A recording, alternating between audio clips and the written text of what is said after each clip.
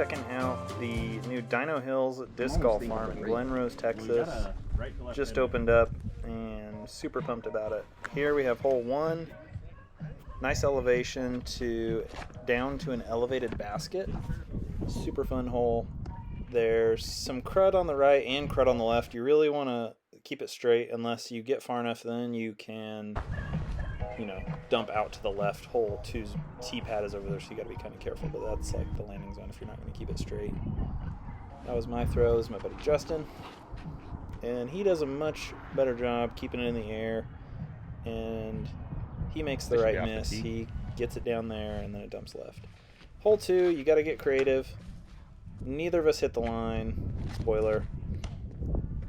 It's basically a low skip shot with an overstable disc. Whether you're righty or lefty, forehand, either way, the lines seem to be outside. There's a straight shot at it, but neither of us took it. Skipped hole 3, you play up this hill, and so hole 4, you're going back down. Similar to hole 1, but much more forgiving. There's just a couple of, like, unlucky little bushes you can get stuck behind. You just have to, like, hit this initial beautiful gap.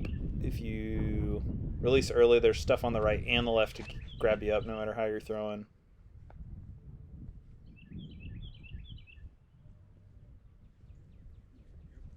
Pretty easy up and down for a 3 on that one.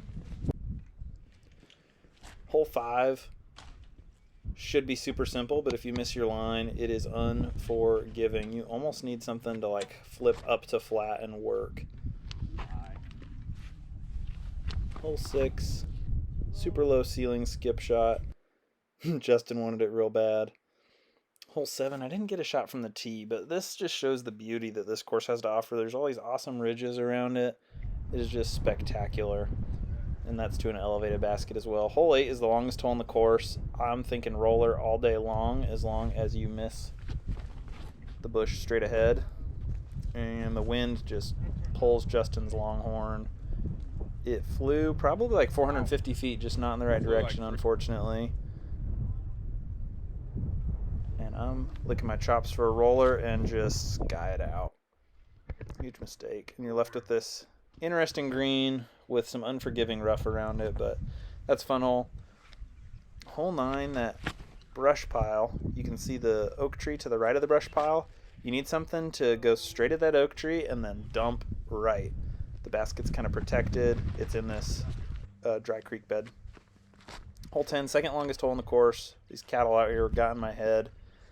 You need to go about 480 feet dead straight, and then it breaks right.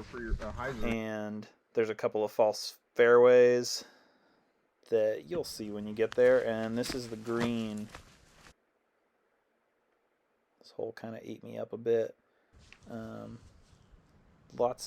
This was all totally thick, probably less than 2 or 3 months ago, so not a lot of ground play to be had, so you got to have air shots. Hole 11, 390 feet uphill. You just got to beat those bushes, really, and if you're short, that's fine. You just need to be to the right or to the left enough to have a look at the basket. Slow-mo, having fun with iMovie. Hole 12, this is the first of 3 consecutive water holes.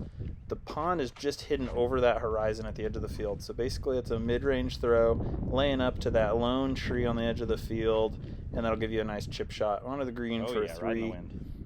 If you want to it, you're going to have to throw it in, or you're going to have to really juice something over the water. But it's just mid-range putt. Justin throwing a harp here. Good shot. Just landed about 8 inches short of mine, and he just caught a nasty roll all the way down to the water. Cool. Stayed safe, though. He was excited about that. You can see the elevation this place has to offer. He went long. Had to lay up again. Just tap in my 3. I'm stoked. Take a stroke on Justin. Hole 13, another water hole. Only 220 feet. Easy to clear. It's just kind of, the dump zone is blocked, so it kind of gets in your head a little bit, but really not too hard to run it. And if you go deep, there's nothing but space behind the basket and to the right. So right on the grass. If you can get something on Anheuser over those trees, that is going to be a good dump shot. Or, I mean, it's only 220 feet. Don't let the water get in your head. Just run it right at the basket. Justin's throwing a wraith here that he found in the water somewhere else, and hell yeah, dude. He almost got it. That He flexed it down awesome. there and had a little comebacker. This is what this boss left me with. I got super lucky to make it through that tree. I kind of couldn't believe it. And I shorted it. Man, I wanted that one bad. That would have been a sweet two. I haven't two'd anything out here yet. And Justin just taking his medicine, laying up. Hole 14, a little longer. Looks different, but it's pretty much the exact same shot shape. You just have a gap you got to hit and not really release it like I'm doing there. Justin's waiting for the breeze.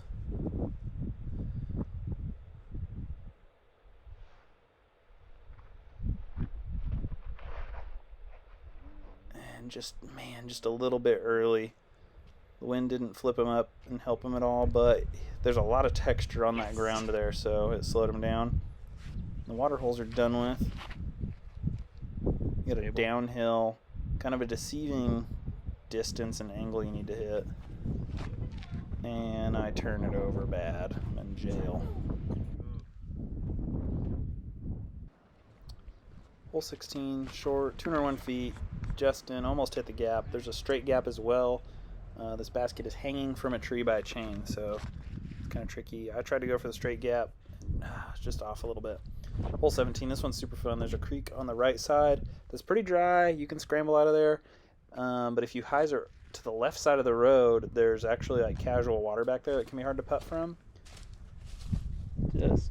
Man. So I think this is an easy three. Just got to lay it up, pitch it onto the green, take your putt.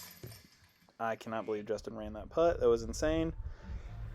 Hole 18, I didn't get a good camera angle because there's a bridge and I didn't want to drag my cart up that hill, but you've got an elevated tee pad on the left. You're throwing over this embankment, and then the basket is on the other side of those trees that are just on the right side of the screen. So you're basically playing it straight into this field, hopefully skipping into the trees a little bit, and then you'll be able to, so you're throwing out into this field. He turns his Hades over nice, gets a ton of distance, but if you can get something to fight back and kind of skip into those trees a little bit, those are straight ahead, that'll give you a better chance to pitch through them and have a chance at a three. Yeah, the basket is like 20 feet up in the air, right on the edge of this bluff. And now we've got some putt-putt action. Here we're putting through this fence that they made, and luckily I can the putt. Just kidding, that was my retake. Here's the real one. Definitely check out Dino Hills and don't sleep on the putt-putt. It is a great warm-up and super competitive.